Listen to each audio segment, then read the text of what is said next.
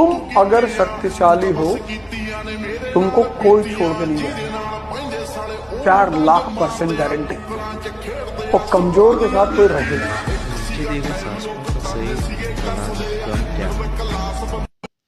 कोई भी जब बदलाहट होती है, शुरुआत बदलाहट की होती है, तो पहला फेस दर्द का होता है। इसलिए 90% लोग भाग जाते हैं कि हमको नहीं चाहिए। दुनिया में जितनी चीजें दोबारा आ सकती हैं उनको लेकर कभी टेंशन नहीं लेना चाहिए। दुनिया में सिर्फ एक ही चीज सीखना है, दिमाग को इस्तेमाल करना।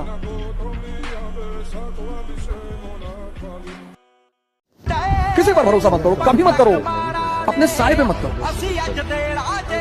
डरो मत, बड़े बड़े सपने पालो। पैसा नहीं है जेब में, हवाई जहाज खरीदो, मोमेंटम बनाना। तुम जो सोचते हो ना वैसे हार्मोन रिलीज होते हैं। जिसके पास भी मन की शक्ति और शरीर की शक्ति है उसके पास उत्साह, उमंग, साहस ये खुद ब खुद होगा। मैगी खा के और गुटखा खा के उत्साह नहीं पैदा होगा। तुम देखो दुनिया में जितने लोगों ने बड़े बड़े काम किए ना, वो लोग हैं जिनका समाज ने मजाक उड़ाया है। मोटिवेशन की जरूरत किसको? जिसको अंदर आग नहीं जल रही। और अंदर आग कब जलेगी? जब लोग तुम्हारे ऊपर हंसेंगे। और लोग तुम्हारे ऊपर हंसेंगे जब तुम बहुत बड़ी बड़ी बातें करोगे, हवाई जहाज खरीदनी। अब तुम चाय पिलाने के लिए किसी और से कह रहे हो कि भैया चाय पिला दो, उसी के चाय पी के उसी से कह रहे हो हवाई जहाज खरीदना है। और जितनी बातें, कुछ लोग तो खैर उनकी कितनी बेइज्जती करो उनको तो फर्क ही नहीं पड़ता।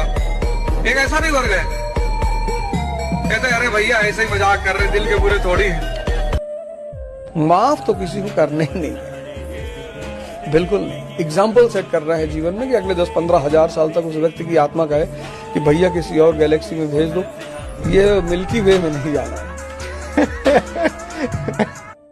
हारने का तो मैंने कभी सोचा ही नहीं, क्योंकि हम तो मिडिल क्लास के लोग हैं। कोई मुगल फैमिली से थोड़ा है जो हमारा राज चला जाएगा, हम राज बनाने आए हैं। दूसरा सबसे प्यारा वर्ड लाइफ का है इंटरेस्ट। एरिस्टोक्रेसी के लिए R=I, relation depends upon interest. इस वर्ड को सीखने में जन्म बीत जाता है आदमी। बिना मतलब किसी से बात मत करो, कोई भी।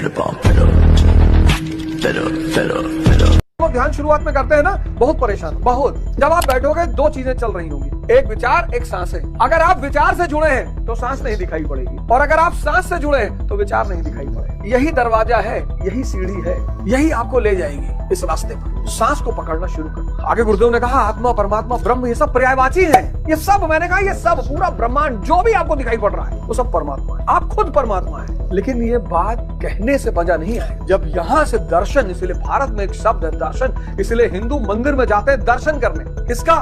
अपने अंदर की चेतना। किसके सहारे? उस मंदिर में मौजूद मूर्ति के सहारे। तो राजा की पहली क्वालिटी ये होती है कि वो जिस चीज की भी प्रिपरेशन करता है पहले उसके प्रायोरिटी सेट करता है। जैसे अब लड़का IAS की तैयारी कर रहा है, उसी उसने प्यार कर लिया। अब प्यार डिमांडिंग है, टाइम मांगेगा आपसे, बहुत सारी चीजें मांगेगा, आपकी भावनाएं मांगेगा, बहुत सारी चीजें वो आपसे मांगेगा। अब या तो आप कृष्ण की तरह हो कि आपकी गर्लफ्रेंड आपकी गोद में सर रख के लेटी है और आप GDP के बारे में सोच रहे हैं, तब तो आप कर लो। या आपकी गर्लफ्रेंड ऐसी हो कि जब वो आपसे मिलती हो तो आपको ज्योग्राफी रिवाइज करा दे, करंट अफेयर्स रिवाइज करा दे, तब भी आप कर लो। लेकिन अगर आपकी गर्लफ्रेंड आपसे मिलने के बाद बताती है कि यार वो हमारी बुआ जी पापा के मकान में हिस्सा मांग रही, वो घातक बन जाएगी। पंचायत सीरीज देखी? सचिव जी है ना, वो हमेशा टेंशन में रहता है। वो आदमी गुस्से में कहता मेरा कोई यहाँ दोस्त नहीं है, मेरा कोई रिश्तेदार नहीं है, मेरा कोई फ्रेंड नहीं है। अगर दोस्त, रिश्तेदार, फ्रेंड हर जगह रहेंगे तो सोचोगे कब कितना बढ़िया मौका मिला सचिव को IAS बनने का। कम से कम MBA तो क्वालिफाई कर ही जाना चाहिए ना।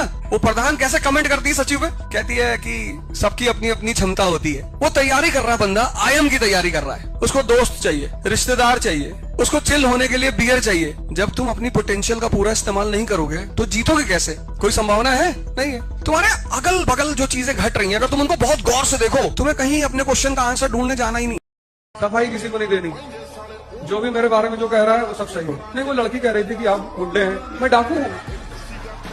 वो तो बेचारी बहुत छोटी बात कह रही थी। सबसे ज्यादा सुमिरन करने का टाइम किसके पास है पता है? मजदूरों के पास।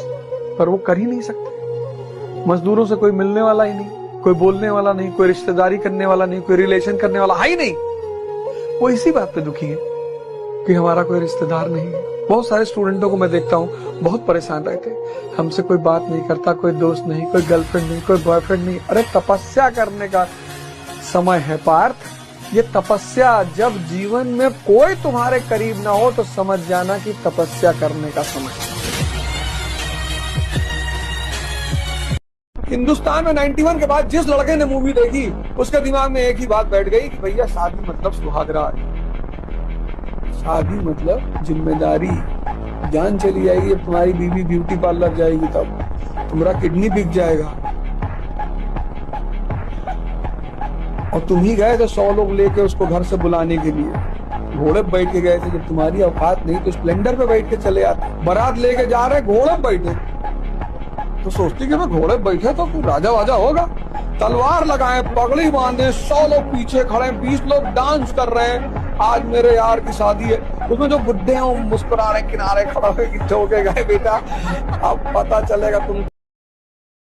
जिनके दिमाग लग्जरी में डूब जाते हैं वो गुलाम बन जाते हैं। ये फार्मूला याद रखना। रोम के पास इतना पैसा आ गया, इसलिए जो भी सिविलाइजेशन अचीवमेंट की बहुत ऊंचाई पे चली आती है उससे गुलाम बनने की संभावना बढ़ जाती है। जहाँ भी लग्जरी बढ़ेगी वहाँ गुलामी आएगी ही आएगी। इसलिए अफगानिस्तान को आज तक कोई गुलाम नहीं बना पाया, क्योंकि उसका टेरेन ऐसा है कि वो देश कभी लग्जरी में आया ही नहीं। इसलिए अफगानिस्तान को ग्रेवयार्ड ऑफ एम्पायर्स कहा जाता है, क्योंकि उसका जोग्राफिकल टेरेन ऐसा है। वहाँ लड़ना है, जीना है तो लड़ना है। Everyone is a warrior. लेकिन जितनी सिविलाइजेशंस आई और अपनी ऊंचाई में पहुंची, सब मारी गई, क्योंकि एक पीक के बाद इतनी luxury, and luxury makes you week.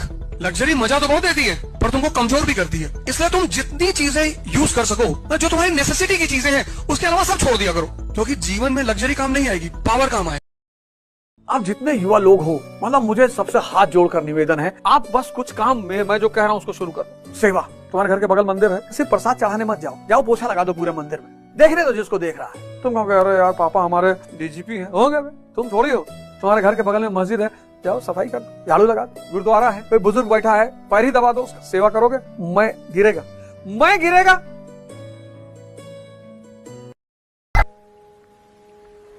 इसी उद्देश्य के साथ आपसे फिर मुलाकात होगी। जय हिंद।